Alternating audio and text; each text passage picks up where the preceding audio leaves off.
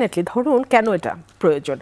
আমি যদি আজকের আলোচনার প্রেক্ষিতে ধরে নেই যে সকল বিষয়ে দলগুলো একমত হয়েছে যে সংবিধানের এই জায়গায় আমরা এই পরিবর্তন আনবো, সকলেই ঐক্যমতে এক হয়েছে।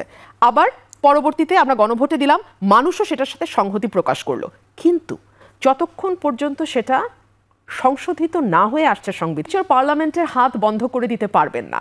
আজকে আপনি তো আলোচনাটা এই জায়গা থেকে আরেকটু দ্রুত জাম্প করে সামনের দিকে নিলেন, আমি একটু গো থ্রু করিবে এটা। হ্যাঁ, আজকে আমরা সকলেই সংবিধান সংশোধনের ব্যাপারে একমত হলাম এবং জনগণও আমাদের সাথে একমত হয়ে সংহতি প্রকাশ করলো এবং সংবিধান পরবর্তী পার্লামেন্ট সংশোধন করলো। কিন্তু এই সংশোধনটা কি আগামী 100 বছর চলবে কিনা, এটা কি আপনি ফিউচার পার্লামেন্টের হাত বেঁধে দিতে পারবেন কখনো?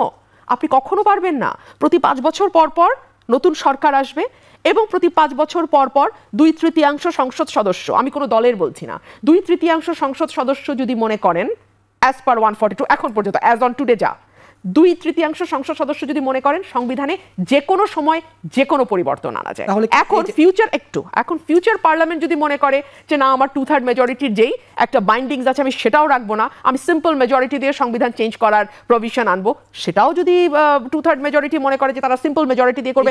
আওয়ামী লীগের সংসদ সদস্যরা এটিকে তাহলে আপনারা শ্রদ্ধার চোখে দেখছেন? দেখুন, এটা তো শ্রদ্ধা বা অশ্রদ্ধার বিষয় না, বিষয়টা হচ্ছে সংবিধান পরিবর্তনের প্রক্রিয়াটা কি। আমি কেবলমাত্র প্রক্রিয়াটা নিয়েই কথা বলেছি যে সংবিধান সংশোধনের বর্তমান সংবিধানের প্রক্রিয়া হচ্ছে 2/3 মেজরিটি। সো আপনি চাইলে এটাও রাখতে পারেন, আপনি যদি মনে করেন মানে পরবর্তী সংসদ, আপনি বলতে পরবর্তী সংসদ যদি মনে করে না আমরা সিম্পল মেজরিটি দিয়ে সংবিধান পরিবর্তন করতে চাই, তাহলে সেটাও করতে পারে। So it depends on the will of the people. আর উইল অফ দি পিপলের প্রতিফলনটা আপনি কোথায় দেখেন, কার মাধ্যমে আপনি উইল গেল জনগণের কাছে। এই ক্ষমতার নাম কি? এই ক্ষমতার নাম হলো কনস্টিটিউয়েন্ট পাওয়ার। এটাই হলো গাঠনিক পাওয়ার, গাঠনিক ক্ষমতা। এই কনস্টিটিউয়েন্ট পাওয়ারটা জনগণের কাছে আসলো, জনগণ একটা সরকার গঠন করলো, এই সরকারের কনস্টিটিউয়েন্ট পাওয়ার আছে। এই কনস্টিটিউয়েন্ট অ্যাসেম্বলি নির্বাচন যদি করতে হয় তাহলে তো একটা কনস্টিটিউয়েন্ট অ্যাসেম্বলি অর্ডার লাগবে।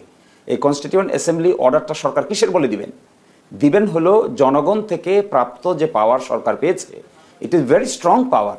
এটাই কনস্টিটিউয়েন্ট পাওয়ার। এই কনস্টিটিউয়েন্ট পাওয়ার বলে সরকার যেটা করতে পারবে এটি অনেক ক্ষেত্রে পার্লামেন্টের পাওয়ারের চাইতেও বেশি, কারণ পার্লামেন্টের পাওয়ারটা 2/3 মেজরিটিতে সংবিধান সংশোধন করতে পারেন। এটা যখন সংবিধানের সংশোধন হয়ে যাওয়ার পরে মামলা করা হয়, রিট মামলা করা হয়, উচ্চ আদালতে আসা হয়, এরকম বহু সংশোধনী স্ট্রাকচারের পরিবর্তন করতে গেলে শুধু অ্যামেন্ডিং পাওয়ার দেওয়া সম্ভব না, এটার জন্য দরকার হয় কনস্টিটিউয়েন্ট পাওয়ার। এই জন্যই আমরা এই আর্গুমেন্ট করছি। আর সেকেন্ড প্রশ্ন যেটা বলছেন, ডক্টর শফিকুর রহমান বলেছেন ধর্মের ভিত্তিতে বিভাজনকে আপনি চান? ভোটের আগে চান না ভোটের পরে চান? ধর্মের ভিত্তিতে মানুষকে বিভাজন করলে কি সাম্প্রদায়িক সামাজিক সম্প্রীতি বজায় থাকবে? আমরা যদিও আমাদের দেশে মুসলমানের সংখ্যা বেশি, কিন্তু আমরা সকল ধর্ম বর্ণ শ্রেণী মিলেমিশে বসবাস করি, এটাই আমাদের ঐতিহ্য। এই ঐতিহ্য আমরা মিলেমিশে যদি বসবাস করি, একসাথে থাকি, সৌহার্দ্যপূর্ণ পরিবেশ হয়, তাহলে কি দেশ ভালো চলবে নাকি খারাপ চলবে? তো জামাত ইসলামীর সম্মানিত আমির যখন এই কথা বলছেন, তখন মূলত সকল ধর্মের সকল মতের মানুষের একসাথে পথ চলার জন্য যে একটি পিসফুল পরিবেশ, এই আপনি মেনে নেবেন না? অবশ্যই মেনে নেবেন। এখানে যখন কেউ পজিটিভ কাজ করছে, আপনি যদি বলেন এটা হলো ভোটের রাজনীতি, এটা হলো ওই কারণ, নানান কারণ আপনি বলতে পারবেন, বাট রিয়েলিটি ইজ 5ই আগস্টের পরে নতুন বাংলাদেশের স্বপ্ন আমরা যারা দেখছি, সকলকে নিয়েই তো দেখছি। কোনো পার্টিকুলার গ্রুপ কিংবা কোনো পার্টিকুলার দলকে নিয়ে তো আর পুরো বাংলাদেশ চলবে না। বাংলাদেশ তো চলবে বাংলাদেশের 18 কোটি মানুষ নিয়ে, সেখানে সকলকে নিয়েই বাংলাদেশ পথ চলতে হবে। এটাই আমার ধারণা সবচাইতে ভালো শিক্ষা হবে। এবং জামাত ইসলামী যদি এই ধরনের ক্রিয়েটিভ ইনোভেটিভ রাজনৈতিক কর্মকাণ্ড পরিচালনা করতে পারে, বাংলাদেশের মানুষের আস্থা অর্জন করতে পারে, তাহলে বাংলাদেশ জামাত ইসলামী দেশ চালাবে। এটা অন্য কেউ করতে পারলে না। প্রত্যেকটা একটা আসনটা তো এই নির্বাচন কেন্দ্রিক। ধরেন আমি যদি ধরে নিই আপনার কথা ঠিক যে আসনকে কাকে কতটুকু ছেড়ে দেবে, এটা হলো এই নির্বাচন কেন্দ্রিক। একটা প্রতীক হচ্ছে একটা দলের সাথে চিরস্থায়ী ব্যাপার, এটা ওই দলের সাথে জড়িয়ে যাবে।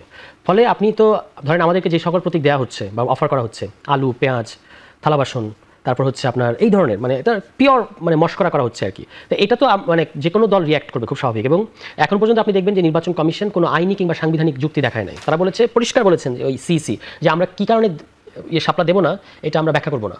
এটা হলো তাদের বক্তব্য। শাপলা এনসিপি চায়, তখন আবার এই কথাটা উঠে যে যদি এনসিপিকে দেওয়া হয় তাহলে নাগরিক ঐক্যকে কেন দেওয়া হবে না। এখন আবার কমিশনও এই ছুতাটা ব্যবহার করার চেষ্টা করছে যে আমরা তো নাগরিক ঐক্যকে আগে দেই নাই, আপনারা দেন নাই কমপ্লিটলি ভুল লজিকের উপরে। তো এখন যদি এনসিপিকে দেওয়া হয় এটা আরও প্রতিষ্ঠিত হবে যে নাগরিক ঐক্যকে তারা যে দেয় নাই এটাও ভুল ছিল, নাগরিক ঐক্য দেওয়া উচিত, মানে এটা নাগরিক ঐক্যের একটা বিজয় হবে যদি এনসিপি পায়।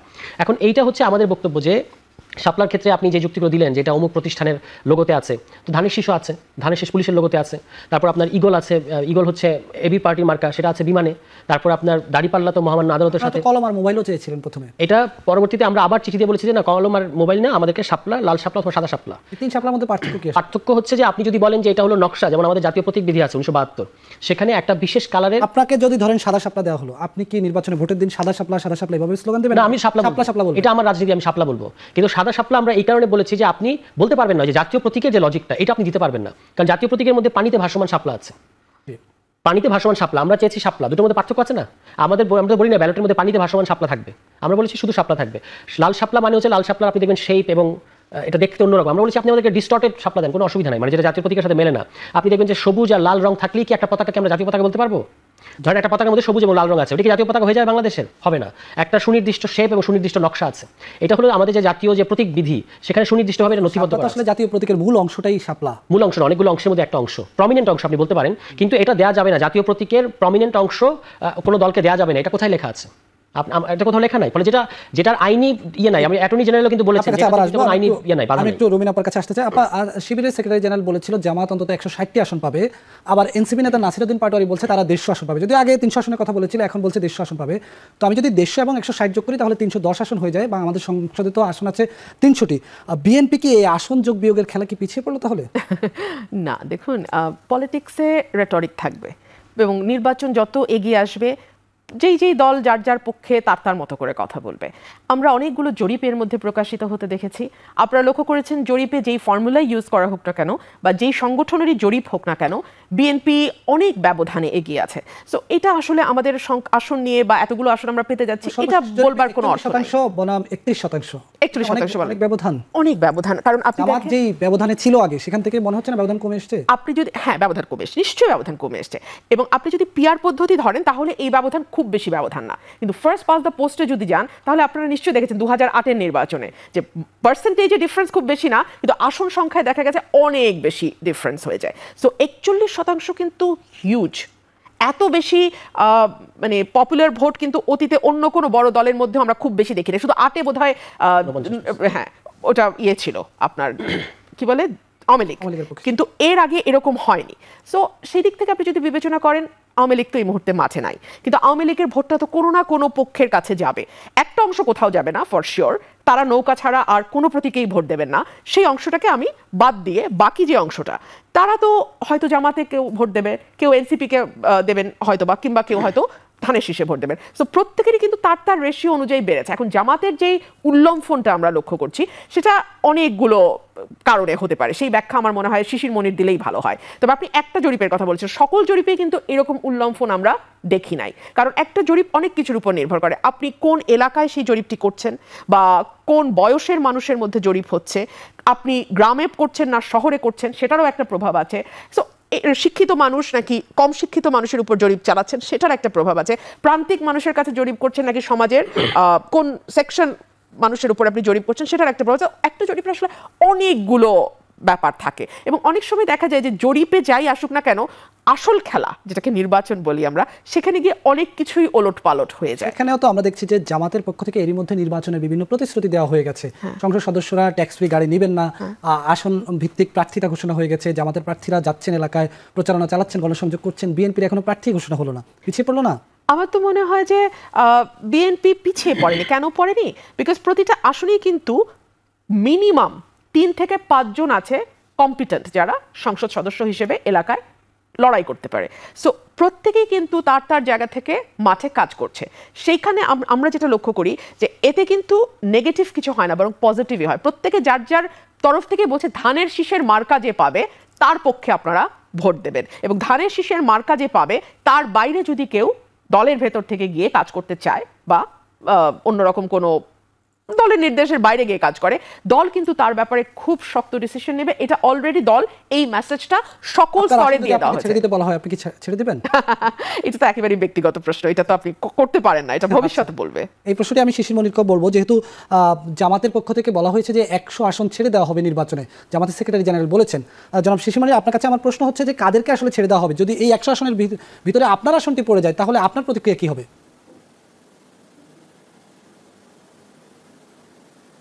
অফকোর্স যদি আবার আসন এই জোটগত কারণে ছেড়ে দিতে হয় আমার কোনো আপত্তি থাকবে না, এবং আমি হ্যাপিলি তাতে এগ্রি করে যাব, এবং দলগতভাবে যেটা সিদ্ধান্ত নিবে অবশ্যই আমি সিদ্ধান্তের সাথে একমত পোষণ করব। ইলেকশন করার জন্য তো আমি মরিয়া নই, দলীয়ভাবে কেন্দ্রীয়ভাবে যে সিদ্ধান্ত হবে এই সিদ্ধান্ত মেনে নিব, কারণ আমরা অত্যন্ত ডিসিপ্লিনড পলিটিক্যাল পার্টি। আমরা মনে করি দলীয় শৃঙ্খলাবোধ হলো আমাদের আদর্শের অংশ।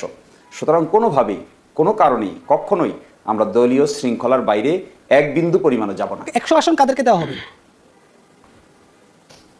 100 আসন কাদেরকে ছেড়ে দিবেন আপনারা?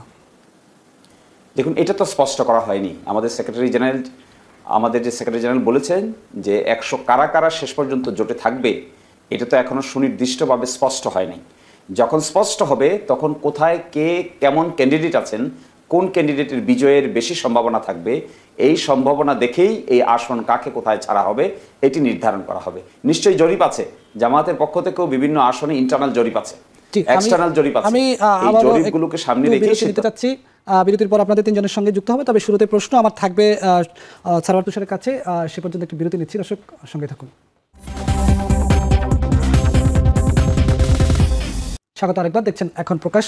আমরা আলোচনা করছিলাম গণভোটে কি সমাধান, এই বিষয়ে আলোচনা করছিলেন। আমাদের সঙ্গে আছেন তিনজন অতিথি। আমরা এই পর্বের শুরুতে একটু সারওয়ার তুষার আপনার কাছে যেতে চাই।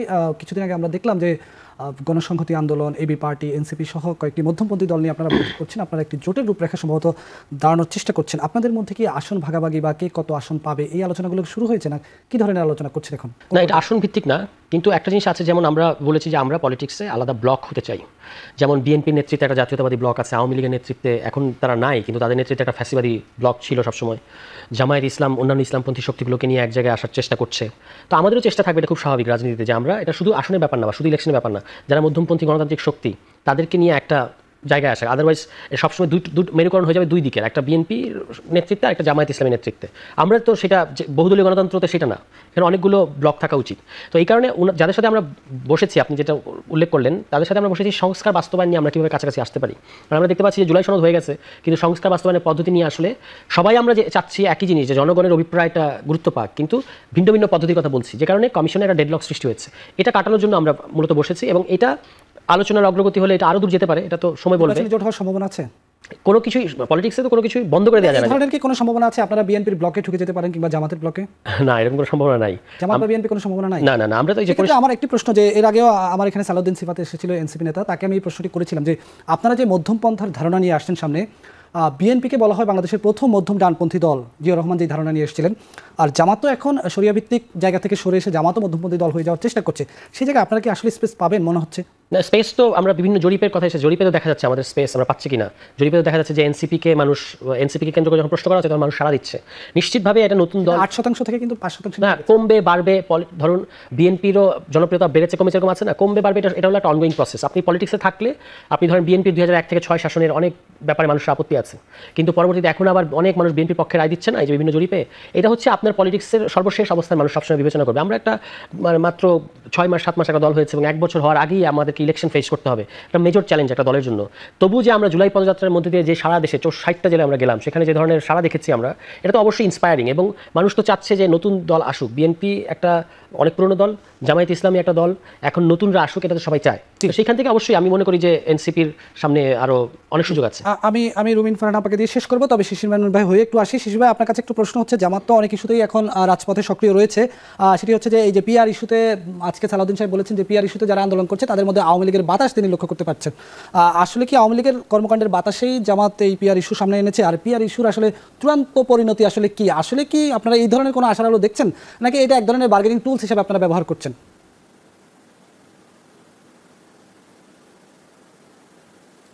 দেখেন, জামাত ইসলামীকে এইভাবে ব্লেম করলে জনগণ ভালোভাবে দেখবে না। জামাত ইসলামী তো অনেক পরীক্ষিত দল, অনেক পরীক্ষা দিয়েছে, অনেক ত্যাগ করেছে, অনেক তিতিক্ষা করেছে। ত্যাগ তিতিক্ষার ফলে আজকের পজিশনে আসছে। সংক্ষিপ্ত ছোট কথা দিয়ে একে তো আপনি ব্লেম করলে মানুষ ভালোভাবে দিবে বলে আমার কাছে মনে হয় না। কিন্তু সেকেন্ড কথাটি হলো, দেখেন আগামীকালকের আলোচনা ঐকমত্য কমিশনে, এবং এই আলোচনা থেকে ফার্দার কোনো আলোচনা ইজ ভেরি ইম্পর্ট্যান্ট। আমি মনে করি এই আলোচনার ভিত্তিতে যদি একমত পোষণ করা যায় তাহলে বাংলাদেশের ভাগ্যাকাশের অনেক গুরুত্বপূর্ণ প্রশ্ন এখানেই সেটেল হয়ে যাবে। যদি ঐকমত্য কমিশনে এগুলো আমরা সেটেল করতে সামর্থ্য হই তাহলে আমার বিবেচনায় বাংলাদেশ একটা নিউ ফেজে ঢুকে যাবে। এই ক্ষেত্রে আমাদের যে সকলেরই প্রচেষ্টা থাকবে যেন আমরা এটা অতি দ্রুত সলভ করতে পারি। আমরা তো আসলে কোনো কিছুই রাষ্ট্রের ক্ষতি হোক এটা আমরা চাই না। আমরা চাই রাষ্ট্র তার সঠিক গতিতে চলুক এবং একটা সংস্কার প্রক্রিয়ার মধ্য দিয়ে এগিয়ে যাক, এবং এটাই মনে হয় 5ই আগস্টের সবচেয়ে বড় আকাঙ্ক্ষা। আমরা চাইবো ঐকমত্য কমিশনের মধ্যে এই ইস্যুগুলোতে একটা কনসেনসাসে পৌঁছানো এবং তা বাস্তবায়নের জন্য প্রপার মেকানিজম বের করা, টেকসই মেকানিজম। এটি যদি হয়ে যায় অন্য ইস্যুগুলো অটোমেটিক সলভ হয়ে যাবে বলে আমি মনে করি। জি, শেষ প্রশ্নটি করতে চাই ব্যারিস্টার রুবিন ফারহানাকে। আজকে রুহুল কবির রিজভী আপনার দলের জ্যেষ্ঠ যুগ্ম মহাসচিব, তিনি বলেছেন সরকারের ধর্মভিত্তিক দলের লোকেরা সুষ্ঠু নির্বাচনে বড় বাধা, তিনি এটা বলেছেন। কিন্তু কিছুদিন আগে আমরা দেখেছি, এবং তিনি এটাও বলেছেন যে ধর্মভিত্তিক দল প্রশাসনে অনেক বেশি পদ ভাগিয়ে নিয়েছে। কিছুদিন আগে উপদেষ্টা মাহফুজ তিনি বলেছেন যে প্রশাসনের পদ ভাগাভাগির ক্ষেত্রে বিএনপি 7টা, জামাত 3টা, এইভাবে পদ ভাগাভাগি হয়েছে। তাহলে আজকে আবার এই ধরনের অভিযোগ করার অর্থটা কি? দেখুন, অভিযোগ পাল্টা অভিযোগ থাকবেই রাজনীতিতে, কিন্তু আমরা যেটা চাই বাংলাদেশের নাগরিক হিসেবে, একজন রাজনৈতিক কর্মী হিসেবে এবং একজন আইনজীবী হিসেবে, বাংলাদেশে একটা সুষ্ঠু নির্বাচন হোক, মানুষ তার পছন্দের প্রতিনিধি নির্বাচিত করতে পারুক।